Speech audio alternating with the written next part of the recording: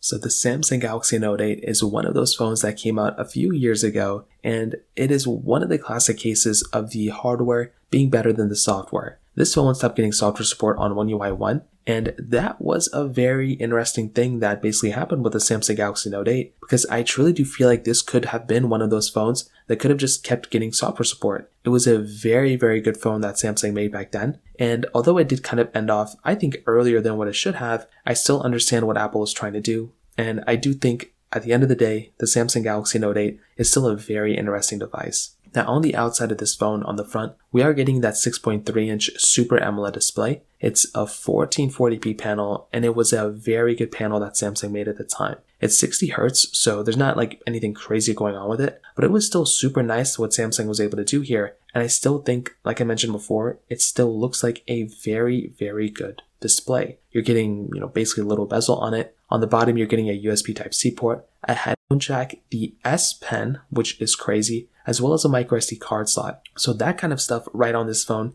is absolutely insane. And having that type of capability is really cool. And that is something that stands out to me right there of being probably one of the better types of phones. I mean, even now, if this phone was re-released with basically newer internals, it would still be a very good phone that a lot of people would actually pick up. So it's honestly quite crazy what kind of stands out when you're getting a device like this. Now, on top of that, you are getting on the back a glass back, a dual camera setup, wireless charging, a fingerprint sensor back there too. Not really the best location for a fingerprint sensor, but it still works. And overall, that's kind of how this phone looks like on the outside. Now, in terms of the camera, dual camera setup on the back, wide and telephoto lens, 4K at 30 on the back, and 1440p on the front. This is probably the one area where I feel like Samsung may have been able to do a better job, but again, this phone came out in 2017, so it kind of makes sense. But regardless, I still think this is a pretty decent camera for its age. I think the Note 9 definitely was a better camera, but again, there's not really anything we can do. We just kind of have to live with how this phone kind of looked like. So I think, again, from that perspective, it kind of gets a thumbs up for me, which honestly is kind of cool. Now,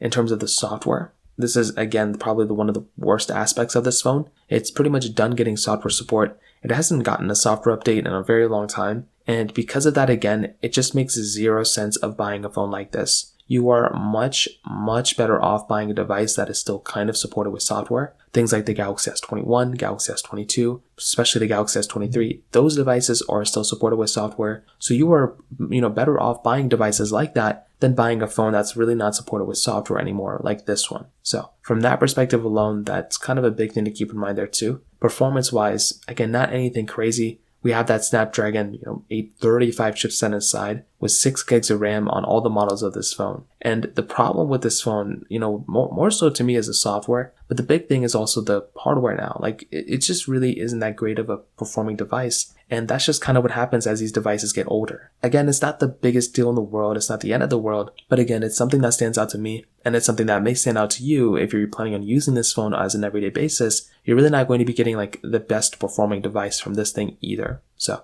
to kind of sum it up, what I'll definitely tell you is I probably will tell you the Galaxy Note 8, it probably wouldn't be the first one I'd recommend. You're much, much better off buying something like a Galaxy, even like a Galaxy Note 20, but you're better off buying something like an S21, Galaxy S22, a Google Pixel 6, something like that that's still supported with software, rather than buying a device like this. So in terms of that kind of covers it up there. If you have any other thoughts or questions, let me know in the comment section below. Hit the like button, that would mean so much, but definitely hit that subscribe button. More importantly than everything else, I love every single one of you guys. Hopefully I'll catch you guys in the next video. Peace out till then.